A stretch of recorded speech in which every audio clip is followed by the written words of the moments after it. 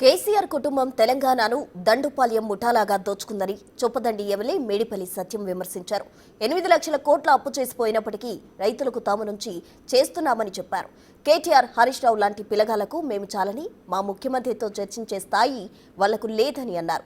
కేవలం సీఎం మీద ఫ్రస్ట్రేషన్ తప్ప కేటీఆర్ మాట్లాడిన దాంట్లో ఏం సబ్జెక్ట్ లేదన్నారు. కేటీఆర్ గారు కానీ హరీష్ రావు గారు గారికి మీకు ఏ సంబంధం ఉంది? ఇలా దమ్ముంటే మీ మాజీ ముఖ్యమంత్రి, మీ ఎల్ఓపి లీడర్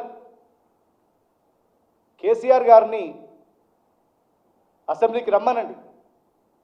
ఇవాళ మేము ఎక్కడో చెట్ల కింద చర్చ చేద్దామంటే కాదు, అసెంబ్లీకి ఒక శాంటిటీ ఉంటుంది. అక్కడ చర్చిస్తే అది రికార్డ్ అవుతుంది.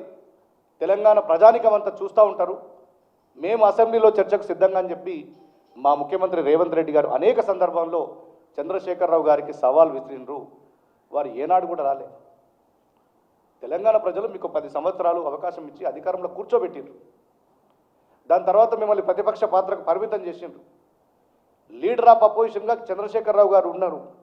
కానీ ఏనాడు కూడా తెలంగాణలో జరుగుతున్న ప్రాజెక్టుల అంశం కానీ, ఇక్కడ వ్యవసాయం మీద కానీ, ఇలా ప్రతిష్టాత్మకమైన కులగణన కానీ, ఎస్సీ వర్గీకరణ కానీ కీలక అంశాల మీద చర్చ జరిగేటప్పుడు కేసీఆర్ గారు ఏనాడు రాలేదు. ఎందుకు రాలేదని